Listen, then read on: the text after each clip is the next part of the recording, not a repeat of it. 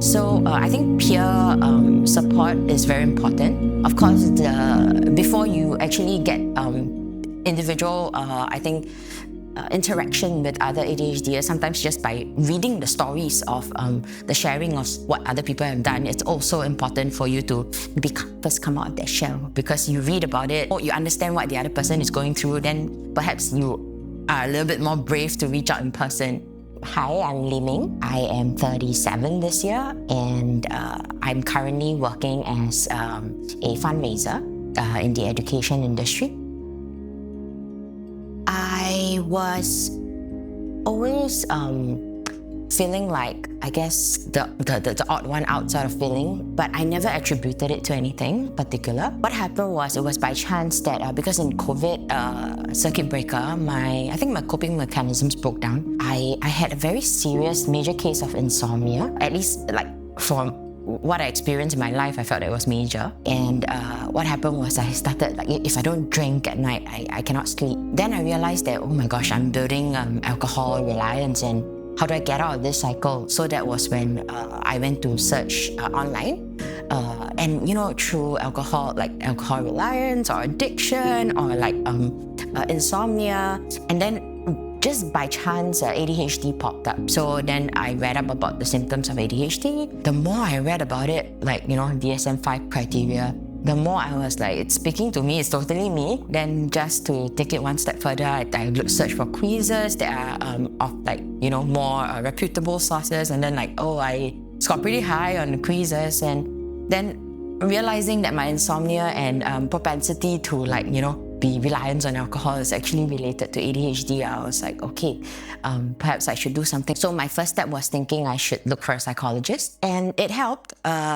After some sessions of therapy, while waiting for the assessment, this therapy took place, and then there was a little bit of a back and forth when it comes to the assessment, because I think I was told that I pretty much aced the test when it comes to attention, at least on paper, attention and IQ assessment. By the results, it didn't appear like I had ADHD. But I guess there was a bit of back and forth because the person administering the test noticed that I had a tough time trying to focus.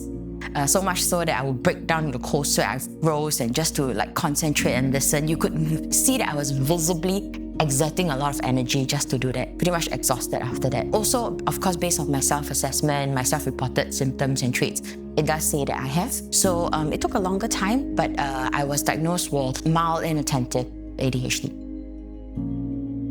If a diagnosis could have come earlier in my life, then maybe some of the struggles and some of the difficulties would have been better avoided or better mitigated. Then I felt that now that I know about it, the next step is what can I do about it, and to find out more information. Obviously, local information was sorely lacking. The sources of information that I read up on are mostly from US.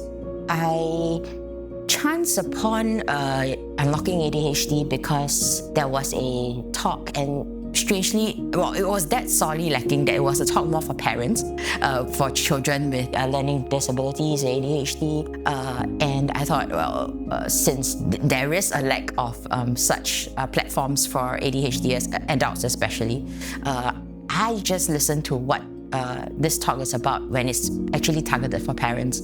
And that was when Moonlake was sharing at the Zoom webinar event.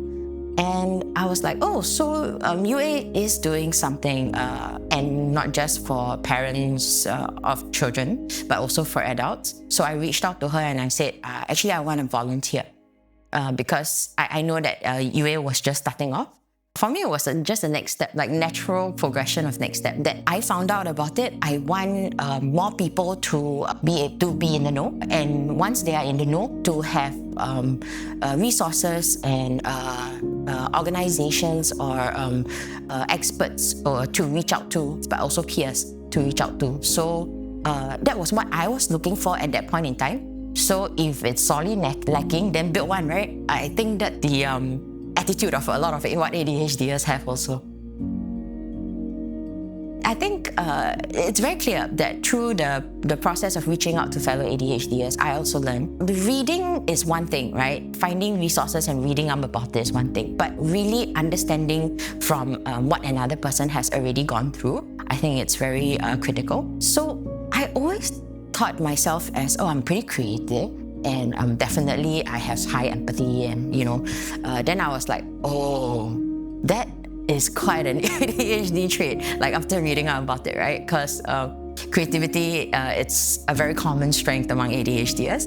And then being empathetic is also a strength because we are so in tune to our emotions. Of course, we all know that there might be a downside to it sometimes, but the upside, the strength is really being able to feel for others and being empathetic. It's also a process of recognizing, hey, your negative traits that you have been blamed for your whole life is actually not something that, you just work harder and you can overcome it. So it's also a process of coming to terms with yourself and certain level of self-forgiveness also. And then also letting go of all the blame and all the burden that perhaps have been carrying for the early years till the time when you come to know about the diagnosis of ADHD. So negative traits like, so empathetic, being in tune with emotions, and it's the emotion regulation, the temper side of things. Always been told by my mom that, your temper is so bad, no one's gonna marry you. So, of course, as you get older, you tend to mellow down a little bit more, but I realized why my temper goes from 0 to 10 so quickly is because of ADHD. There are techniques and ways to better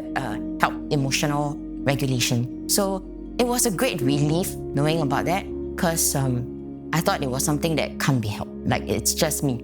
No idea why. Like, I have some personal character flaw or something.